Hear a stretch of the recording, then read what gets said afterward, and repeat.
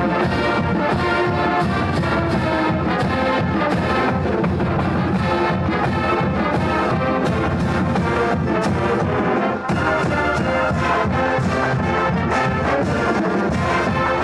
everyone, and welcome to The Hive. Be in the know, stories about Medina City Schools. I'm Amy Busby, Director of Community Relations, and your host for today's episode. Today is about the exciting improvements happening over the summer with facilities and technology, how the projects are determined, and how they are funded. Today I am joined, see, this is why we do this.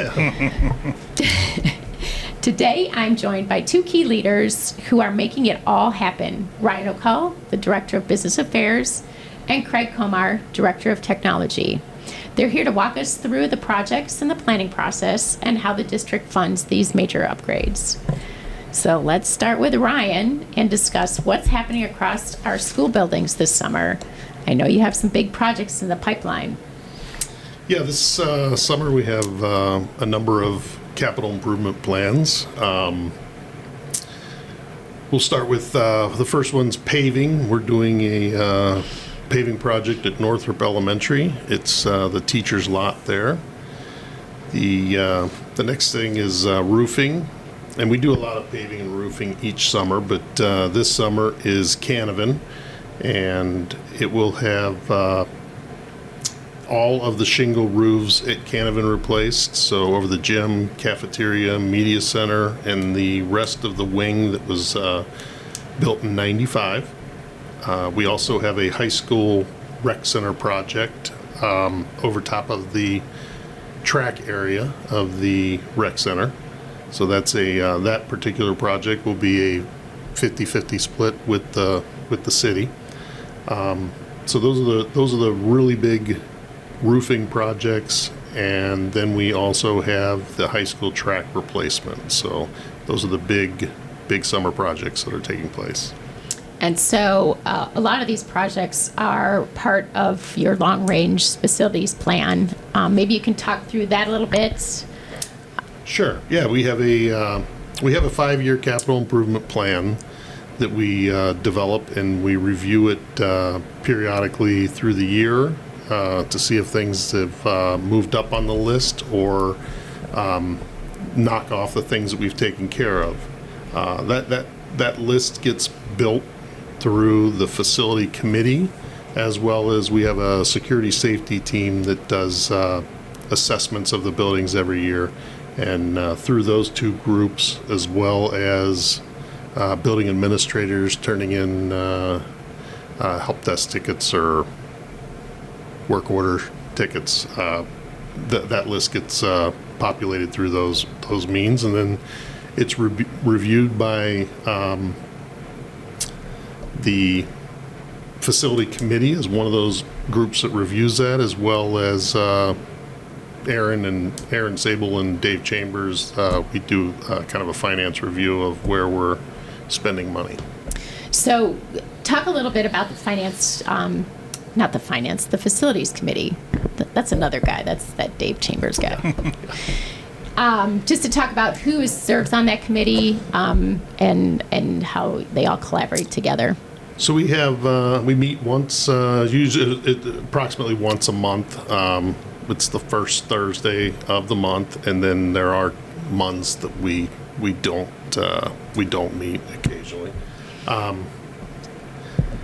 Is that a good way to say that? That's a good way. Yeah. Okay. It's not an all-the-time thing. No, it's not an all-the-time thing, but it happens most months of the school year. So we have 2 board members that are on that committee. We have community members. We have parents of people in the district. We have a member from the band organization, the Band Boosters, as well as the athletic facilities or athletic boosters. So a good mix of people that have lots of interest in the district to help build those plans. So when we talk about the projects that are going to happen over the summer, it really is a collaborative effort, so that it's not just district administration making those decisions. Yeah, that's, we do look at the buildings that are most need, especially for the roofing and the paving. Those are very expensive projects, and those get consideration from the committee. And those are on a cycle, correct? Yes, yeah. Roofs are on a roofing replacement cycle based on the age of the roof and the condition of the roof, and that kind of dictates where the replacement, as well as if they've sustained some damage or show signs of aging within the building. So, of course, these projects come with a cost, and maybe you can talk a little bit about how these projects are funded. Okay. The majority of our projects are funded through sales tax.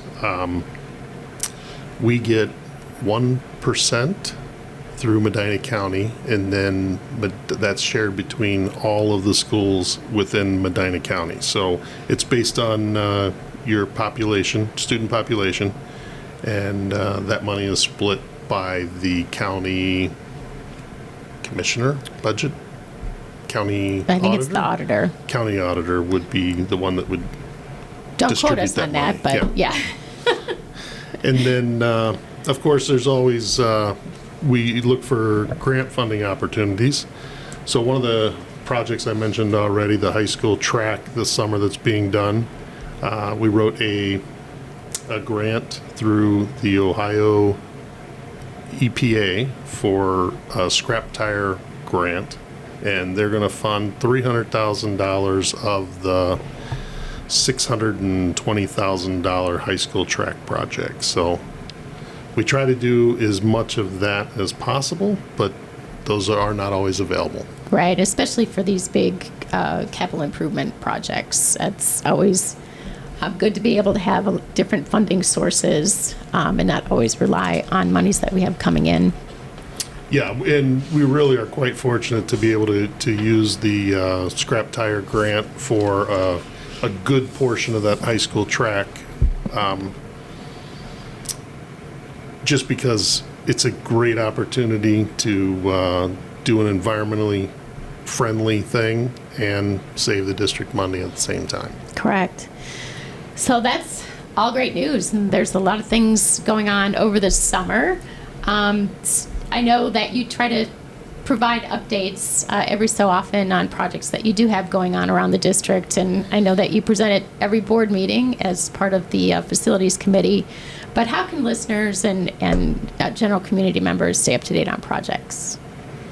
Well, I would say tuning into the board meetings is a great way to do that.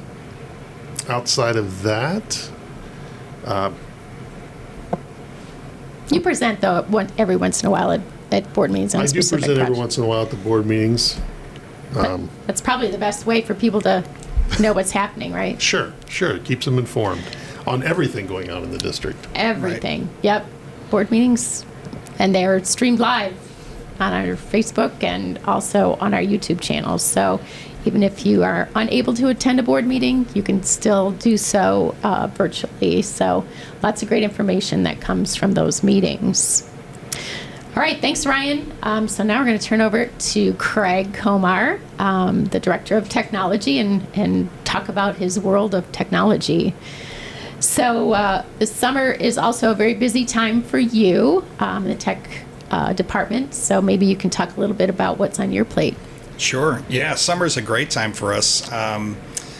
Not because we're excited when people leave, but when people are out of the building, we can truly get a lot of stuff done. So looking at turnover of technology equipment, for example, our students are issued new Chromebooks in grades 2, in grade 6, and grade 9. So each year at the end of the year, we get all of our seniors' Chromebooks back, and we'll be going through those and cleaning those up and putting those back in inventory every year.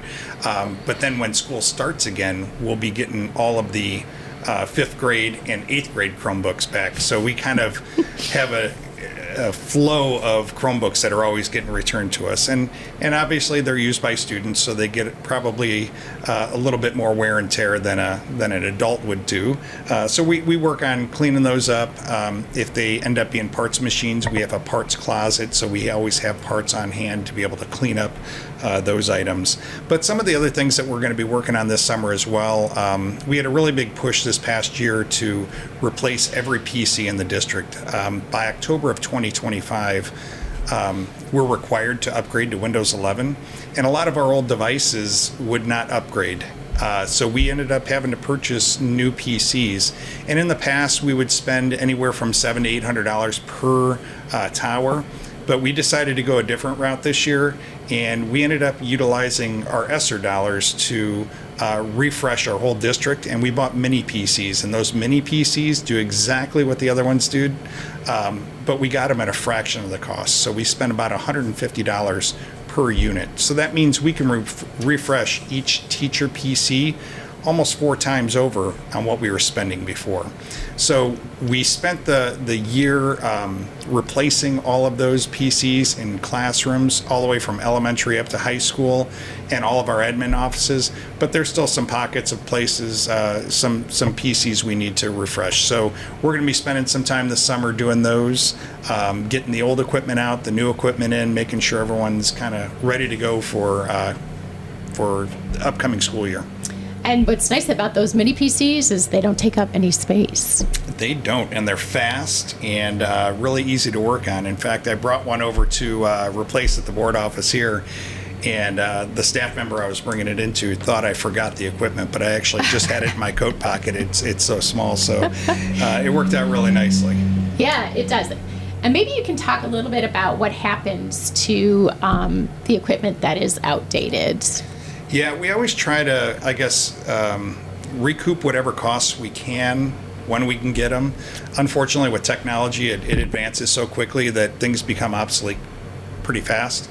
But we always want to be environmentally friendly as well. So making sure that they're not ending up just in landfills and all that. So we've sourced a few different companies that, one, we know responsibly recycle and reuse the equipment, but we also try to get as much as we can back for them. So although we're not recouping the initial costs, we're getting some money back on selling them off either by auction or to a company that's going to recycle them, and all of that money goes back to the general fund. Right. So certainly a great way to keep dollars available for technology. Yeah. So how do you determine what is replaced each year? Well, we obviously need to look at cycles of equipment, and I kind of already discussed what we do with our Chromebook cycles. And the life of a Chromebook, we usually get about 5 years out of those, and then we replenish those, or sell them off, or part them out for replacements. But then looking at like things like PCs, that's a tough one, because I would say industry standard on the life of a PC is maybe 3 to 4 years. And in fact, we get donations from the police department, and they're replacing theirs every 2 years. Ours, we typically get them to run 8 to 10 years. Oh, so wow. we really stretch to make sure that we're utilizing those dollars that we spend for as long as we possibly can. But there's factors that come into play, like the upgrade to Windows 11, and those devices couldn't be upgraded. So we knew we had to move forward and purchase something new. And I think just spending that money wisely, that one was an example of something we had to move on. Yeah. And so to further that, much like the facilities committee, you also have a committee that helps you determine what's needed in the district. Yeah, so we have a technology vision committee, and that's made up of, I think we had close to 30 members on that vision committee. And we talk about a variety of different things, not only the purchases that we're making, but the software that we purchase, look at reports of how much usage each is getting, but then also look at staff development and staff training. In fact, we just put out a survey just a few weeks ago, just asking, what items would you like training on, so that when we look at professional development days next year, we can give those staff members what they need, what they, will walk out feeling good about. So things like AI, a couple of our programs, Canva, and even our digital displays in the classroom. Teachers are wanting to know, what's the next thing? How can I better use this to better my instruction in the classroom?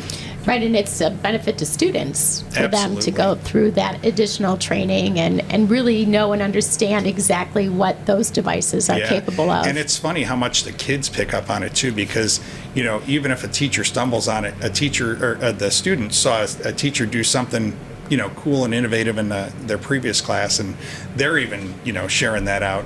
And as kids get more into talking about our communication skills and presenting, they're getting up in front of the classroom and they're using these as presentation tools. So they're kind of mirroring what the teachers are doing in the classroom for their own presentation purposes as well. They are smarter than sometimes we give them credit They for. absolutely are. So I know you talked about the use of ESSER funds, but maybe you can talk additionally about how some of these other projects are funded. Yeah, so we obviously had the ESSER funds, but we have a technology budget each year that we use for hardware, software, programming, and we also use E-rate to support our infrastructure as well. So just making sure that we're utilizing all of those. And as Ryan mentioned too, there's a few grants out there when we're talking about building automation and things like that we're always, he and I talk quite a bit about those opportunities that are out there. And hey, this one came across it. Yeah, I already wrote that one. We're working on that one, and kind of aligning our efforts, because so many of our areas overlap.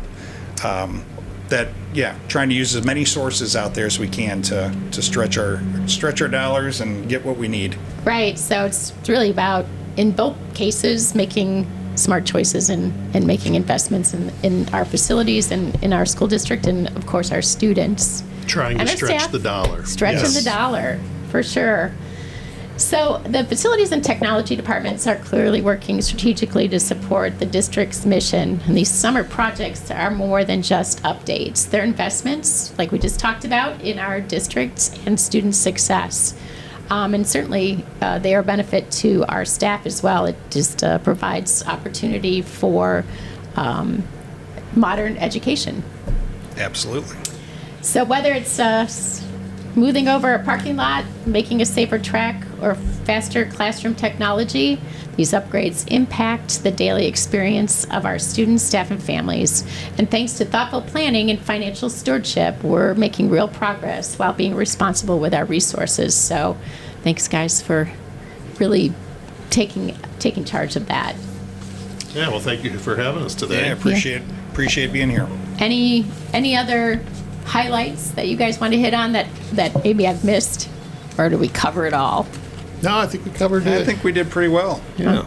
All right, so that's it for today's episode. So thanks Ryan and Craig for joining us and sharing your insights. It's reassuring that we have such dedicated leaders managing the critical work that happens when school is out for summer. So, everybody always is asking, so you get to relax over the summer, and the summer is probably the busiest time. This is when we get our projects done. That's And- right. I think, one thing we both feel bad if we didn't say it, but both of our departments, our staff that are working and getting the stuff done over.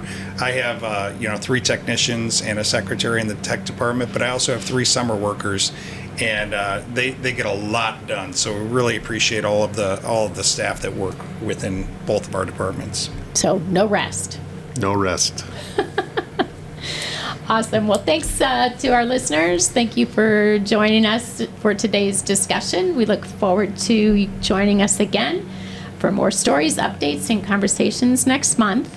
Until then, stay curious, stay connected. This is The Hive. Be in the know. Stories about Medina City Schools.